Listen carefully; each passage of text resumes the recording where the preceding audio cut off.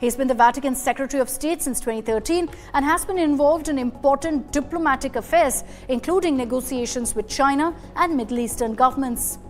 At 76, Cardinal Peter Turkson of Ghana represents both continuity and change. Once the head of the dicastery of promoting integral human, Urdu appeals to conservatives who feel Pope Francis's reforms were a bit too extreme and went too far. But his past controversial remarks on refugees and migration may complicate his candidacy. Pope Francis, the religious head of 1.4 billion Catholics across the world, passed away at his residence on Easter Monday, April 21st. He was 88 and suffered from various age-related ailments and was hospitalized for over a month before his demise. Since 1415, all popes except one have died in office, and that's Benedict XVI. Pope Francis's predecessor, who assumed the papacy in 2005, retired in 2013, citing a lack of strength of mind and body. So the Pope is the Bishop of Rome and the visible head of the Catholic Church, which regards Jesus Christ as its invisible head. He's also known as the Supreme Pontiff, and his office is called the papacy. Now, the papacy oversees the Holy See, which is the central governing body of the Church, and the Vatican City, which enjoys formal diplomatic relations as well with other nations.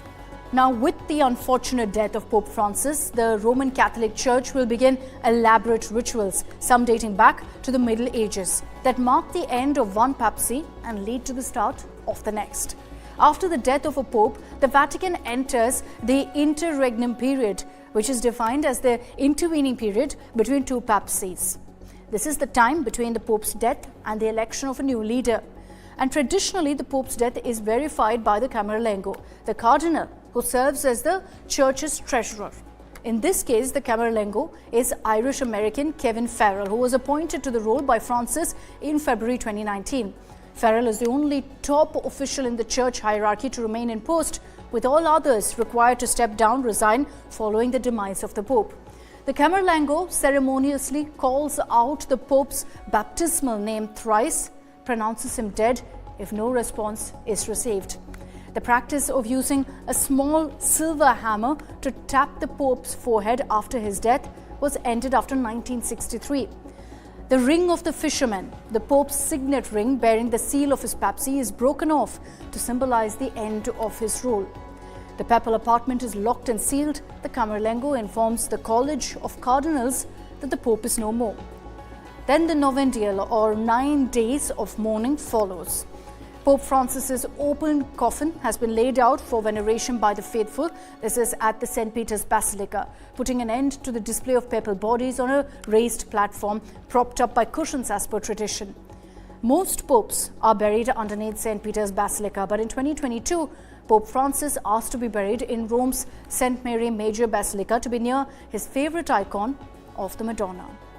Now, with the passing or resignation of the Pope, in this case, the passing of Pope Francis, the period of a term called sede vacante begins, which translates to the seat is vacant, during which the rule of the Church falls to the College of Cardinals that I referred to earlier. Within 15 to 20 days, cardinals under the age of 80 arrive from all over the world to participate in the papal conclave, and a secret election process determines the successor.